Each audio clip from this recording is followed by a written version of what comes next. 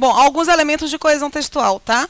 Eu tenho crise global e medidas planetárias. Se a crise é global, ela requisita de mim medidas planetárias. Agora, esse problema, vocês indicam que está relacionado com o protecionismo, a questão do protecionismo. Por que nós apontamos para a questão do protecionismo? Porque a questão do protecionismo é o elemento central aqui de cima. Então, como ele está trabalhando o eixo da temática, é justamente o protecionismo, e ele chama de esse problema que tem tal dimensão. Qual dimensão? Global, e por isso necessidade de medidas planetárias. Este momento, por que este elemento é o segundo e não o terceiro? Porque aqui ele especifica a medida. Ele citou a medida aqui. Citou a medida, ele vai especificar essas medidas, qualificar essas medidas, e aqui ele vai exemplificar. Notem que a sistematização, a ordenação dos parágrafos dele é um parágrafo para apresentar o problema, um parágrafo para identificar uma possível solução, um parágrafo para exemplificar essa solução. Exemplos dessas medidas pontuais e restritas são, entre outras o quê? Entre outras medidas, a proposta subordinada ao slogan Buy America, pela qual os consumidores dos Estados Unidos são convocados a comprar produtos locais, e as que o governo de Buenos Aires está adotando para proteger a indústria argentina contra a presença de produtos estrangeiros. Notem só, ele apresenta exemplos. Se ele indica exemplos no plural, significa dizer o quê? Que ele tem que apresentar mais de um. Quantos exemplos ele está expondo? Quantos?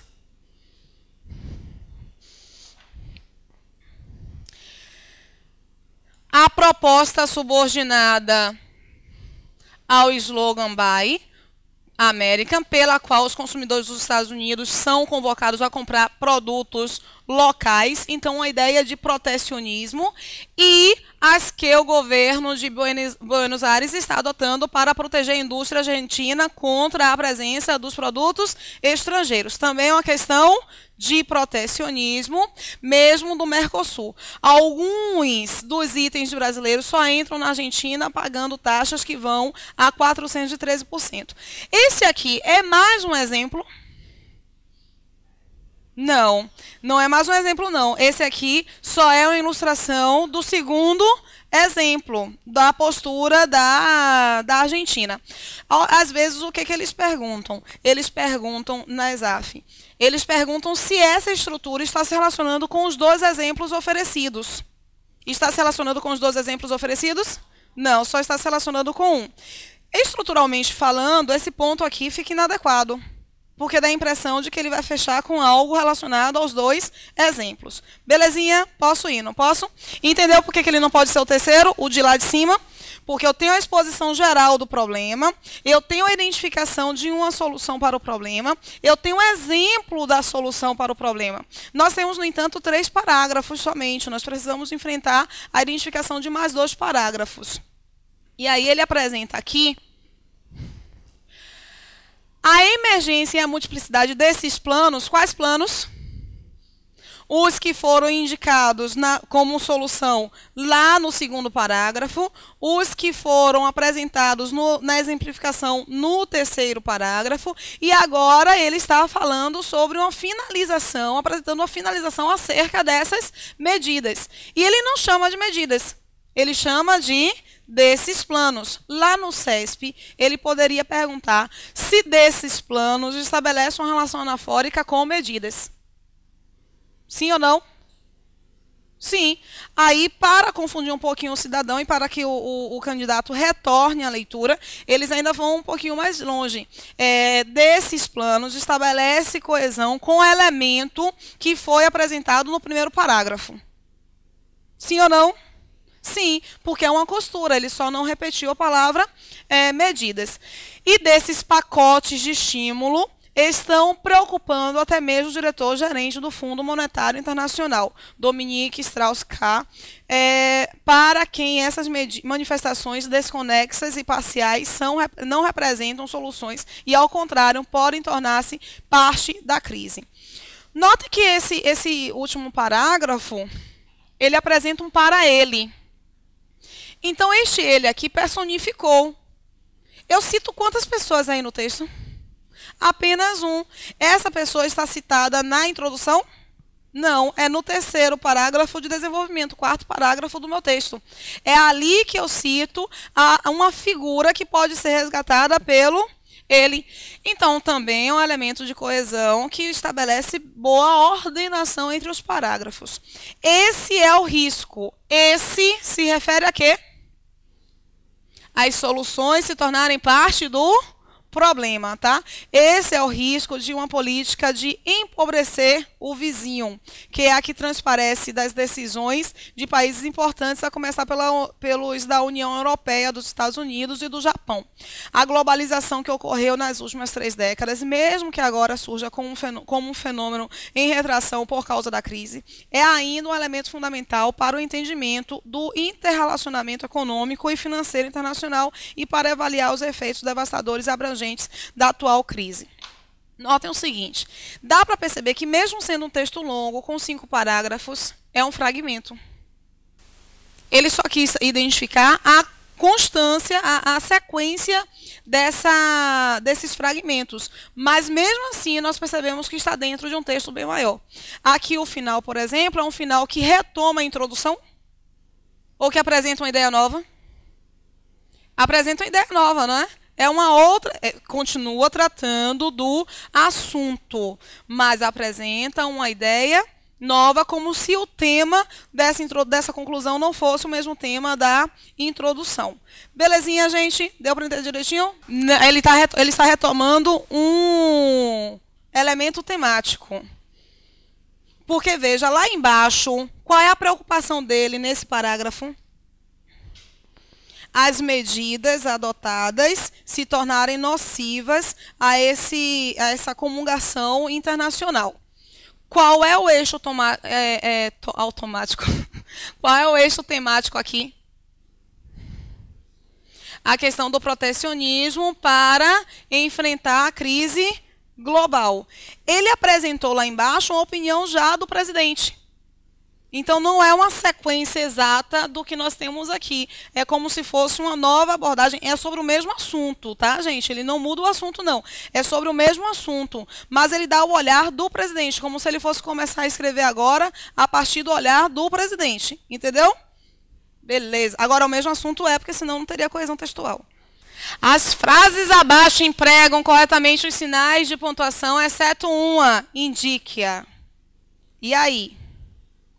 Eu quero identificar o porquê de as outras, as justificativas para as outras. Olha, gente, pontuação, ela estabelece para nós um efeito. Ela dá um sentido à frase. Então, pontuação não é somente uma regra de eu posso separar sujeito, não posso separar sujeito, eu posso separar objeto, não posso separar objeto. Às vezes, a pontuação identifica para mim uma estratégia de leitura, uma percepção argumentativa, tá? Ele vai misturar justamente esses processos. Uma coisa importante a sinalizar é algo relacionado à vírgula e ao ponto e vírgula. Eles jamais vão separar estruturas que sejam essenciais. Eles só vão poder separar estruturas que não são essenciais à minha base de comunicação, aquelas que não interferem, caso sejam isoladas ao meu processo comunicacional. Ou podem separar listagens, ou seja, elementos que constituem uma enumeração e vão ali ser separados pela vírgula ou pelo ponto e vírgula. Com isso na cabeça, vocês conseguem resolver várias questões relacionadas à pontuação. Só não vão conseguir resolver aquelas questões relacionadas tanto à pontuação quanto à função sintática. Por qual motivo?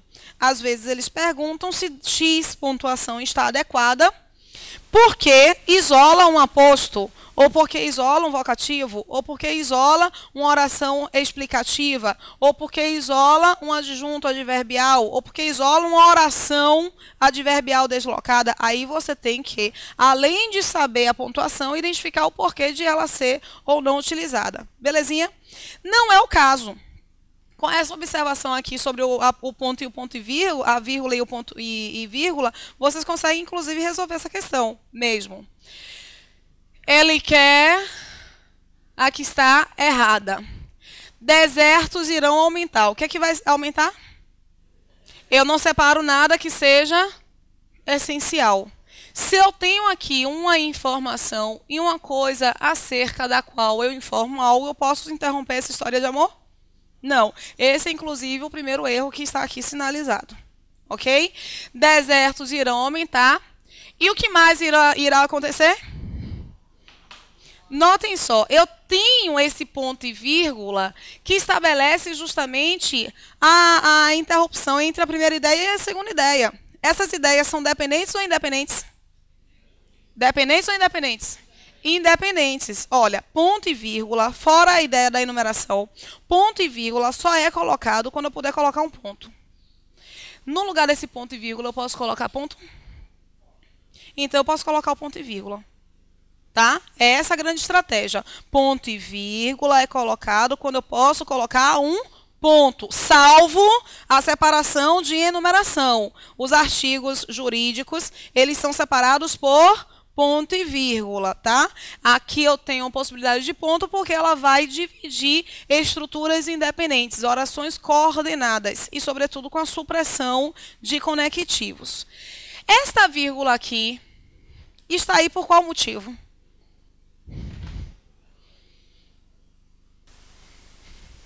Eu acho que eu falei sobre isso com vocês. Ou foi com a turma da noite? Não, foi com vocês. Este ponto e vírgula separa informações independentes e essa vírgula indica para mim que existe um elemento suprimido. Olha, desertos irão aumentar, oásis irão morrer. Às vezes eles colocam a identificação. A vírgula foi posta para indicar supressão ou para indicar elipse de termo. Quando eles perguntam elipse, a coisa fica mais perigosa, né? A supressão você pensa em suprimir e tal, mas a elipse é a mesma coisa de supressão, de você não ter a palavra escrita, mas conseguir identificá-la ali pelo contexto. Beleza? Vamos lá.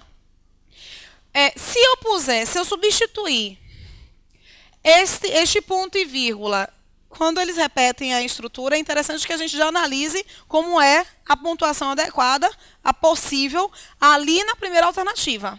Porque aí nós identificamos as outras possibilidades. Se ele puser uma vírgula aqui, fica tão claro com essa vírgula aqui e essa vírgula aqui? Não, não é? Confunde muito a leitura. Então, para não confundir a leitura, é obrigatório. Se eu pus essa vírgula aqui, é obrigatório que eu ponha o ponto e vírgula ou um ponto ali separando as estruturas independentes, ok? Eu tenho, olha, de novo, ponto e vírgula. Por que ele pôs o ponto e vírgula aí? Para separar, tá? Rose, mas eu tenho um E. Por que eu vou separar se eu tenho um E, que é um conectivo? Normalmente eu tenho um vírgula ou ponto e vírgula antes do E? Daí eu tenho. Olha, é muito comum nós identificarmos pontuação antes do E.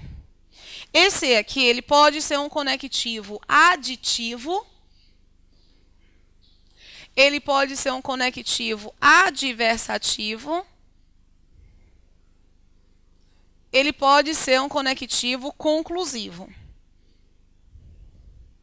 Se ele for adversativo ou conclusivo, significa dizer que ele vai poder ser separado. Ó, pode ser, pode não, vai ser separado. Ok? Deu para compreender direitinho? Se ele for adversativo ou conclusivo, significa dizer que eu vou poder separar com a vírgula. Se ele for aditivo, eu tenho que tomar cuidado, porque ele pode ser aditivo com o mesmo sujeito, mesma referência, de sujeito.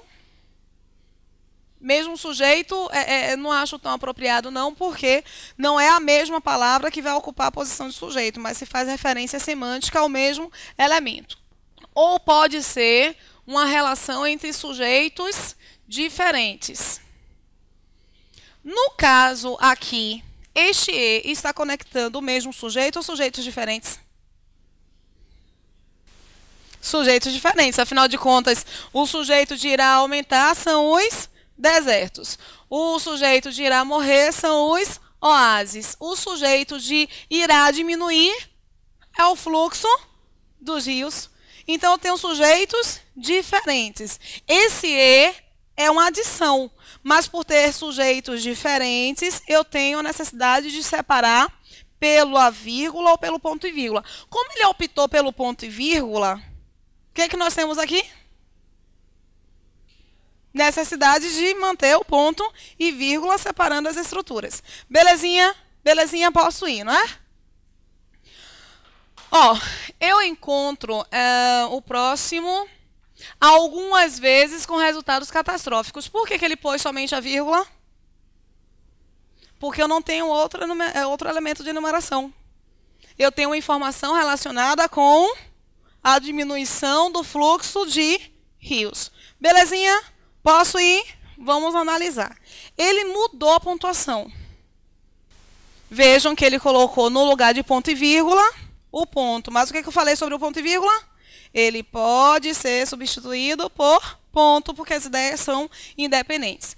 Manteve a supressão do meu verbo, indicada pela pontuação da vírgula. Apresenta o ponto, apresenta a vírgula. Nesse momento, ele separou. Mas ele separou, mas continua se relacionando com o fluxo dos rios. Ele fez o mesmo que fez na questão anterior. Com ponto pode, mas com vírgula não. Com vírgula você se lança para o...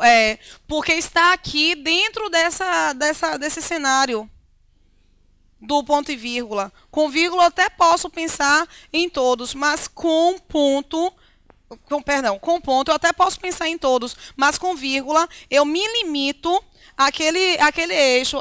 Sabe por quê? Repare como é que fica aqui, visualmente falando. Aqui eu tenho uma ideia, não é? Aqui eu tenho outra ideia. Aqui eu tenho uma terceira ideia que termina onde? Eu não tenho uma visualização de interrupção. Tudo está dentro da última ideia. Então, no mínimo, isso vai gerar ambiguidade para o meu leitor. Ele vai ficar sem saber se está se relacionando com o fluxo de rios, a diminuição, ou se está se relacionando com os três, no mínimo, porque a pontuação não é clara o suficiente. Mas não ser clara o suficiente significa dizer que está errada? Não. Eu só tenho uma otimização do meu processo de compreensão de texto. Como eu falei para vocês, não é somente uma questão de regra, é uma questão de processo argumentativo. Eu só tenho um esclarecimento do processo argumentativo com a pontuação diferenciada, tá? Aqui, eu tenho uma ideia, eu tenho duas ideias, eu tenho três ideias, e esse último elemento pode se relacionar com os três. Nesse caso, porque eu já tenho uma separada, tá? Desertos irão aumentar. Veja que ele optou pela vírgula, mas também ele não tem uma outra vírgula aqui. O que possibilita que minha leitura fique mais clara, tá? Aí eu separo uma ideia, crio outra ideia. Este E aqui. Apaguei. O que acontece com essa polêmica do E sendo aditivo? O adversativo e o conclusivo, a maioria dos autores indicam que há uma ideia de obrigatoriedade de separação. O E aditivo com sujeitos diferentes, alguns autores indicam que há facultância de separação. Nenhum indica que a vírgula é um erro. Nenhum. Mas alguns indicam que eu posso ou não colocar a vírgula, tá? Outros indicam que eu tenho de colocar a vírgula. Depende muito do direcionamento que a banca vai te dar. Mas eles não vão poder indicar que a vírgula é erro, já que você tem suporte teórico ali protegendo a sua decisão. Aqui, apesar de ser apesar de ser uma estrutura de aditivo, com sujeitos diferentes, ele optou por não colocar vírgula.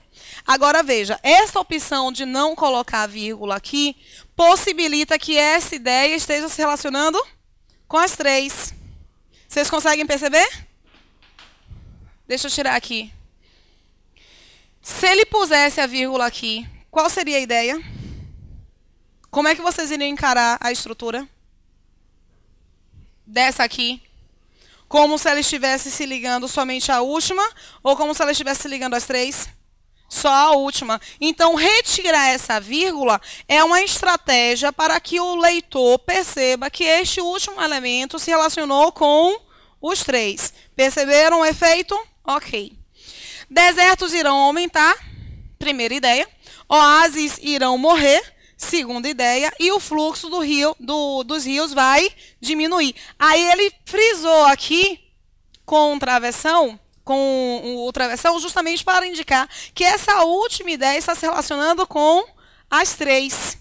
Vejam, portanto, que a leitura disso aqui, ela é levemente diferenciada da leitura dos demais. É estratégia mesmo argumentativa. Tá bom? Ele separa a primeira, percebem? Como ele separou a primeira, ele isola aqui nas demais. Como se fosse só as 2. Porque como ele apresenta esse E aqui, e nas demais nós identificamos 3 elementos, a ideia é de que não haja essa separação. Mas por que ele pôs essa separação? Para indicar que a última informação só está se relacionando com as 2. É sempre um efeito argumentativo. Eu gosto muito de analisar a pontuação por essa via, de vocês analisarem que há uma implicação em interpretação de texto. Olha a diferença, né? Na primeira pontuação, ele se relaciona somente com o último. Na letra C, ele vai se relacionar com os 3. Porque se eu separei os 3 e estou apresentando algumas vezes os resultados dessas 3. Né? Na letra D, ele está se relacionando com os 3, já que eu não tenho separação e tenho esse conectivo aqui. Na letra E, já que eu tenho separação de ponto, eu estou me relacionando somente com os 2. Então, cada uma me dá um efeito argumentativo diferenciado. Bacaninha, não é? Gostei. A D está se relacionando com as 3 e a C. A C e a D estão apresentando para mim a mesma informação. Mas a A e a E não estão apresentando para mim a mesma informação somente por causa de uma mudança de pontuação. Tá? Na letra B, qual é o erro? Ó, eu tenho essa vírgula separando. Eu tenho também este aqui. Essa vírgula é um equívoco. Por qual motivo? Porque eu adotei o ponto e vírgula para fazer a separação da enumeração. Eu não posso voltar a adotar uma vírgula para fazer. Ou vai acontecer a mesma... Pensem na ideia de blocos, tá? O ponto e vírgula estabelece para mim um bloco. É como se ele estivesse indicando que aqui tem um bloco e o outro bloco termina onde? Não tem lógica. Fica sem sentido. Então, a ideia mesmo de separação de blocos.